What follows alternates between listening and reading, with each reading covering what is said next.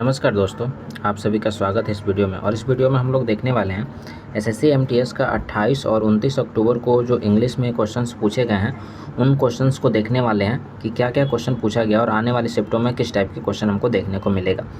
तो चलिए देर न करते हुए हम लोग वीडियो को शुरू करते हैं। साथ ही यदि आप चैनल पर नए हैं तो चैनल को सब्सक्राइब कर दीजिए और बेल आइकन को प्रेस कर दीजिए और साथ ही इस वीडियो को अपने दोस्तों के साथ शेयर कर दीजिए। चलिए आगे देखते हैं हम लोग जल्द से क्वेश्चंस को। क्वेश्चंस पूछा गया था, आपका पहला जो इडियम्स पूछा गया था वो पूछा गया था एनेक्स टू ग्राइंड। ये आज के 29 अक्टूबर में पूछा गया है।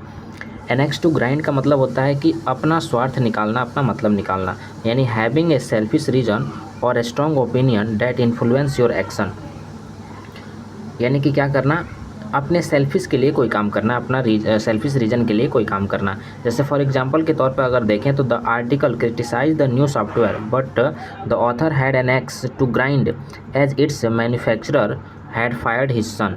यानी कि जो आर्टिकल था वो क्या कर रहा था, नए सॉफ्टवेयर को क्रिटिसाइज़ कर रहा था, लेकिन जो ऑथर था जिसने आर्टिकल को लिखा था वह अपना स्वार्थ निकाला था, क्योंकि ऑथर के बेटे को जो मैन्युफैक्चरर था उसने अपने कंपनी से निकाल दिया था, इसलिए उसने उस सॉफ्टवेयर को क्रिटिसाइज़ करते हुए एक आर्टिकल लिखा था।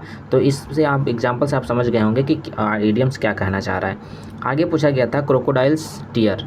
यह इडियम्स था, इसका मतलब होता है कि to prevent, to be sad और to show false sympathy for someone. यानी कि किसी को के लिए क्या करना, किसी को झूठी दिलासा, मतलब झूठा ऐसा प्रिटेंड करना कि वह आपके दुख से उसे भी दुख है लेकिन वास्तव में नहीं होना, बस दिखावा करना, दुखी होने का दिखावा करना।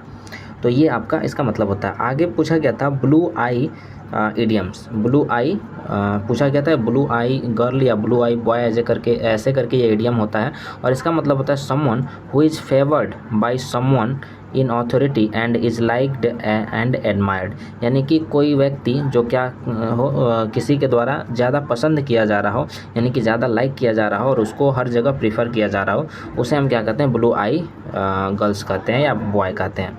यानी कि किसी के द्वारा ज़्यादा पसंद किया जाना। आगे पूछा गया था the Apple of parents I. The Apple of parents नहीं, यहाँ पे समवन हो जाएगा, यहाँ पे द एप्पल ऑफ समवन्स आई। ठीक है, समवन्स यहाँ पे क्या हो जाएगा, समवन्स आई हो जाएगा। यानी कि द एप्पल ऑफ समवन्स आई यानी किसी की आँख का तारा होना।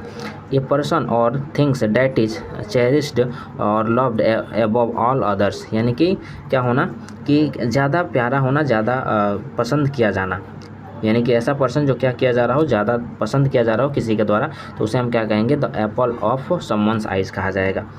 आगे इडियम्स पूछा गया था, ये आज के शिफ्ट में पूछा गया है कि द गेम चेंजर।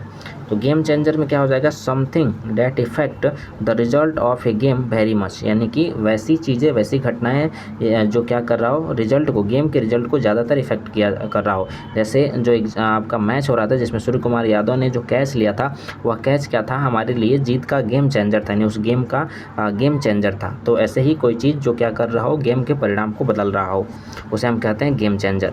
आगे अगर देखा जाए द इडियम्स पूछा गया था बीटिंग अराउंड द बस। यानी कि to avoid answering a question to best time. क्या करना, गोल गोल घुमाना। इसका मतलब होता है गोल गोल घुमाना, यानी कि सही मुद्दों पर बात ना करना, सही आंसर ना देना, बल्कि उसको चारों तरफ घुमाना। तो इसका मतलब बीटिंग अराउंड द बुश का मतलब ये होता है। आगे पूछा गया था करेक्ट स्पेलिंग पूछा गया था एम्बारसमेंट का, जिसका मतलब होता है शर्मिंदगी। तो एम्बारसमेंट का जो करेक्ट स्पेलिंग होगा ये आपका यहाँ पे होगा EMBARRASSEMENT, एम्बारसमेंट। आगे पूछा गया था आपका द करेक्ट स्पेलिंग पूछा गया था बेजर का, जिसका मतलब होता है विचित्र, और इसका करेक्ट स्पेलिंग होता है BIZARRE। दूसरा पूछा गया था डिलीजेंट का सिनोनिम्स पूछा गया था, और डिलीजेंट का मतलब क्या होता है, परिश्रमी होता है, और इसका ऑप्शन में दिया गया था इंडस्ट्रियस दिया गया था, जिसका मतलब भी क्या होता है, मेहनती होता है। और अगर देखा जाए इसका तो लेबोरियस हो जाएगा, हार्ड वर्कर हो जाएगा, ये सब इसके सिनोनिम्स हो जाएंगे। आगे पूछा गया था आइसोलेशन का सिनोनिम्स पूछा गया था। तो आइसोलेशन का मतलब क्या होता है, खुद को अलग कर लेना, सेपरेट कर लेना। तो इसका क्या हो जाएगा, सेपरेशन हो जाएगा, सेग्रेशन हो जाएगा, क्वारंटीन हो जाएगा और इंसुलेशन हो जाएगा। ये आपके इसके सिनोनिम्स हो जाएंगे। आगे पूछा गया था एलिंग का एंटोनिम्स पूछा गया। तो एलिंग मतलब चिल्लाना होता है। तो चिल्लाना अगर है तो इसका अगर हम एंटोनिम्स देखें तो क्या हो जाएगा, विस्पर हो जाएगा यानी फुसफुसाना, मरमर हो जाएगा, इसका मतलब क्या हो जाएगा, बड़बड़ाना यानी धीरे धीरे बोलना। तो ये आपका क्या हो जाएगा, इसका एंटोनिम्स हो जाएगा। आगे पूछा गया था मर्सीफुल, मर्सीफुल का एंटोनिम्स पूछा गया था और मर्सीफुल का मतलब होता है कृपालु। तो इसका अगर एंटोनिम्स देखा जाए तो क्या हो जाएगा, मर्सीलेस हो जाएगा, क्रूअल हो जाएगा, ये आपका इसका एंटोनिम्स हो जाएगा। अगर सिनोनिम्स की बात की जाए इसकी, तो सिनोनिम्स का क्या हो जाएगा, मर्सीफुल है ही, इसका हो जाएगा कॉम्पेसिनेस्ट, एकोमोडेटिंग, बेनिफिशिएंट, बेनिजेंट या मॉदरली, ये आपका क्या हो जाएगा, इसका सिनोनिम्स हो जाएगा। कर्स का एंटोनिम्स पूछा गया था, जिसका क्या हो जाएगा, ब्लेसिंग हो जाएगा, बून हो जाएगा, ये आपका एंटोनिम्स हो जाएगा। आगे अगर देखा जाए तो एंटीसिपेट का सिनोनिम्स पूछा गया था, जिसका मतलब होता है अंदाज़ा लगाना, अनुमान करना। तो एस्पेक्ट हो जाएगा, फोर्सेस हो जाएगा, आपका इम्पेरिडेक्ट हो जाएगा, ये आपके प्रिडिक्ट भी हो जाएगा इसका सिनोनिम्स। तो ये आपके सिनोनिम्स हो जाएंगे। आगे पूछा गया था कंडेम का एंटोनिम्स पूछा गया था, जिसका मतलब होता है निंदा करना। तो इसका एंटोनिम्स क्या हो जाएगा, प्राइज हो जाएगा, कमेंड हो जाएगा, एक्विट हो जाएगा, ये आपके इसको सिनोनिम्स हो जाएंगे। इसका एंटोनिम्स हो जाएगा, एंटोनिम्स पूछा गया ना तो एंटोनिम्स हो जाएगा। सिनोनिम्स की अगर बात की जाए तो क्या हो जाएगा, इसका सिनोनिम्स डेनुसिएशन हो जाएगा, डेनोनाउंसमेंट हो जाएगा, उसके बाद रिब्यूक हो जाएगा, ऑब्जुरेगेशन हो जाएगा, रिप्रिमेंड हो जाएगा, ये सब इसके सिनोनिम्स हो जाएंगे, जिसका मतलब क्या होगा, निंदा करना। आगे पूछा गया था मैग्निफिसेंट का स्पेलिंग पूछा गया था। तो इसका क्या मतलब होता है, शानदार होता है। और मैग्निफिसेंट का सही स्पेलिंग क्या हो जाएगा, MAGNIFICENT, ये आपका करेक्ट स्पेलिंग होगा।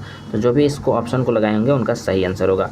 उसके बाद पूछा गया था आपका कॉन्स्पिरेंसी का इनकरेक्ट स्पेलिंग दिया गया था, उसको करेक्ट करना था, जिसका मतलब षड्यंत्र होता है। तो कॉन्स्पिरेंसी का जिन्होंने CONSPIRECY लगाया होगा उनका सही होगा। आगे इंस्टीट्यूशन का पूछा गया था, इंस्टीट्यूशन का मतलब होता है संस्था, और इंस्टीट्यूशन का स्पेलिंग क्या होता है, INSTITUTION, जिन्होंने भी ये ऑप्शन टिक किया होगा उसका सही होगा। आगे नेटिव का स्पेलिंग पूछा गया था, नेटिव का स्पेलिंग क्या होता है आपका, देसी इसका मतलब होता है, और NATI भी होता है, नेटिव। आगे आपका एपिटम का सिनोनिम्स पूछा गया था, जिसका मतलब क्या होता है, प्रतीक होता है, और अगर इसका सिनोनिम्स देखें तो सिंबल हो जाएगा, एम्ब्लेम हो जाएगा, इपिटम हो जाएगा, टोकन हो जाएगा, साइन हो जाएगा, उसके बाद इनसाइन हो जाएगा, ये सब इसके सिनोनिम्स हो जाएंगे। तो जिन्होंने भी इसमें से कोई अगर ऑप्शन में होगा और उन्होंने टिक किया होगा तो उनका सही आंसर होगा। आगे अगर देखा जाए तो इफ़िशियंसी का स्पेलिंग एरर पूछा गया था, जिसका मतलब होता है क्षमता, और इफ़िशियंसी का करेक्ट स्पेलिंग क्या होता है, EFFICIENCY, ये आपका करेक्ट स्पेलिंग होता है। और अगर इसका सिनोनिम्स देखा जाए तो कैपेसिटी हो जाएगा, इफ़िशियंसी हो जाएगा, कॉम्पिटेंस हो जाएगा, कैरिंग हो जाएगा, कैपेसिटी हो जाए, कैरिंग कैपेसिटी हो जाएगा, और आपका कॉम्पिटेंसी हो जाएगा, माइटनेस हो जाएगा, ये सब इसके सिनोनिम्स हो जाएंगे। तो ये क्वेश्चंस थे आपके इंग्लिश के जो हमें अब तक प्राप्त हुए हैं, और ये आपका 28 और 29 अक्टूबर का SSC के द्वारा पूछे गए सभी शिफ्टों के क्वेश्चंस हैं। तो आप इससे अंदाज़ा लगा सकते हैं कि आने वाली शिफ्टों में किस टाइप के क्वेश्चन आने वाले हैं। साथ ही इस चैनल पे आपको अब लगभग 1 वर्ड सब्स्टिट्यूशन और साथ में इडियम्स वगैरह भी आपको अपलोड किए जाएंगे, जो कि एग्ज़ाम से रिलेटेड होंगे, SSC में मोस्टली रिपीटेड होंगे, जिससे आप अपना फ़ायदा उठा सकते हैं इस चैनल को सब्सक्राइब करके। तो चलिए फिर मिलते हैं हम लोग अगले वीडियो में।